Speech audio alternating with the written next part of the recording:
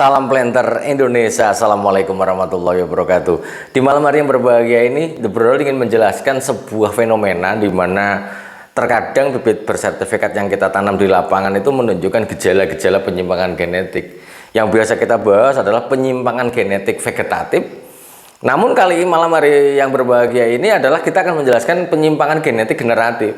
Penyimpangan genetik ini sendiri terjadi karena memang kecambah yang kita tanam merupakan hasil dari persilangan, baik dari indukan jantan adalah Pisciferanya, kemudian indukan betinanya adalah Dura. Ketika disilangkan, maka kemungkinan akan ada yang menyimpang genetik itu mungkin terjadi. Sebagai contoh, misalnya penyimpangan genetik yang sangat sering kita bicarakan adalah penyimpangan genetik vegetatif. Misalnya di pre-nursery itu ada bibit yang kerdil, kemudian ada kolante, kemudian ada twisted yang melingkar-lingkar, kemudian chimera yang belang-belang. Ada juga kolante yang tidak mau membuka.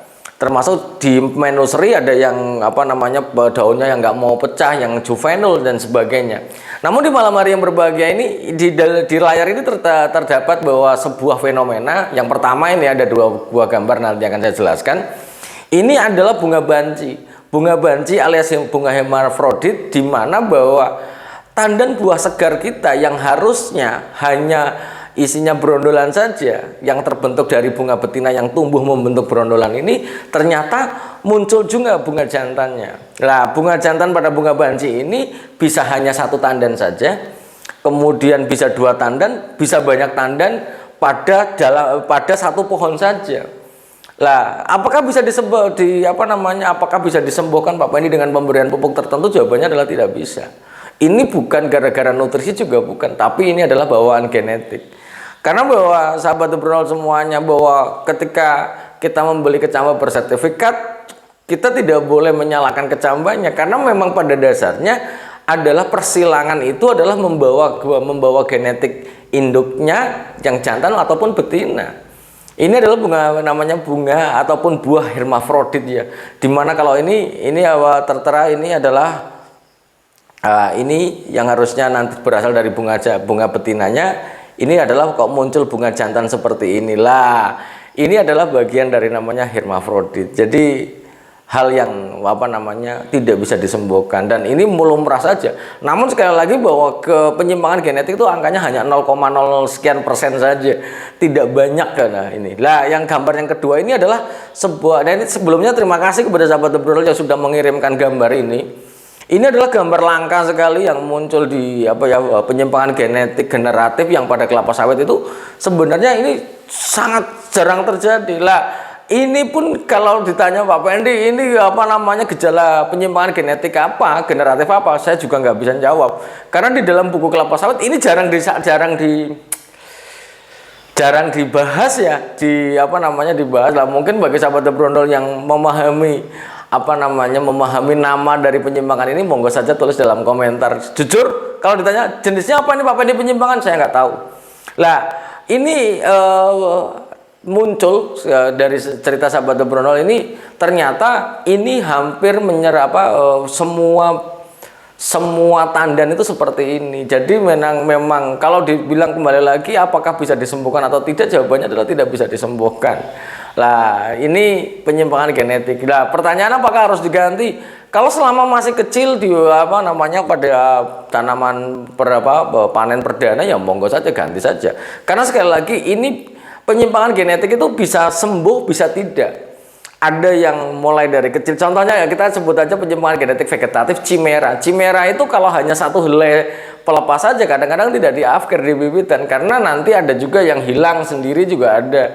Dan penyimpangan genetik ini juga tidak muncul kadang-kadang pada pertama kali kita tanam di lapangan atau panen perdana, juga kadang tidak. Mungkin awalnya normal, tiba-tiba muncul seperti ini adalah hal yang lumrah ya, namanya penyimpangan genetik. Kita tidak bisa menyalahkan bibit bersertifikat, karena sekali lagi bahwa penyimpangan ini tidak bisa terdetek di pembibitan, juga tidak bisa penyimpangan genetik generatif dalam bentuk bunga dan buah ini tidak bisa dideteksi di pembibitan. Kita tidak bisa di pre-nursery, nggak bisa di main nursery, nggak bisa, karena memang belum kelihatan. Berbeda kasusnya dengan penyimpangan genetik dalam apa namanya tanaman atau buah cengkeh yang kadang-kadang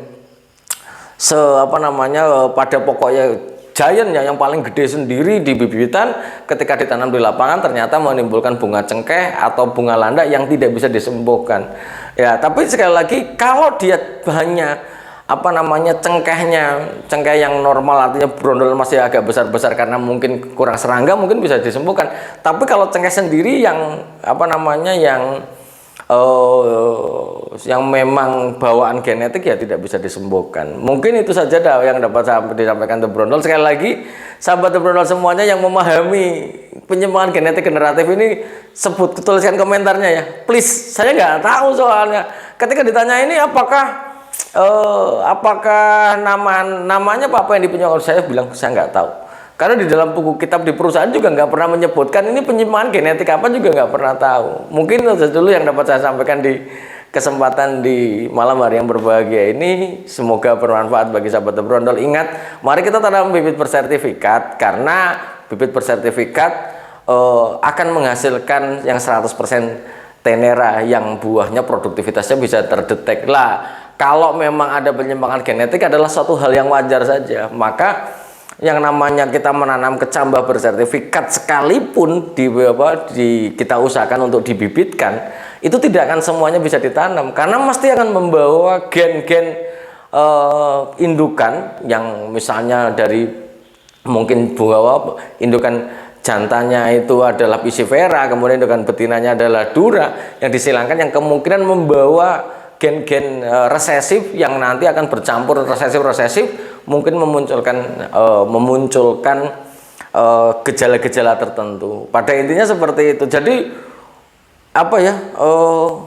kita harus memahami yang namanya genetik ini ada yang sembuh sendiri pada kurun waktu tertentu, dan munculnya juga kita tidak bisa mendeteksi kecuali memang ada fisiknya, seperti di pembibitan kelapa sawit itu bisa jadi. Dan untuk penutup di malam hari yang berbahagia ini, sebelum kita mengafkirkan bibit bersertifikat ya, misalnya sebelum kita melakukan afkir di pembibitan sekalipun, maka penuhi dulu kebutuhan dari pembibitan itu sendiri, dari tanaman kelapa sawit sendiri harus dipenuhi dulu, baru kita bisa mengatakan bahwa ini genetik atau tidak. Karena bahwa kadang-kadang kita yang namanya di pembibitan itu kadang-kadang kekurangan air juga akan menimbulkan gejala yang sama. Contohnya kolante, di mana ketika dia kuncup kelapa sawit itu hanya mekar atas dan mekar bawah, dan dia menghimpit seperti ini, adalah bisa jadi gara-gara kekurangan air di dalam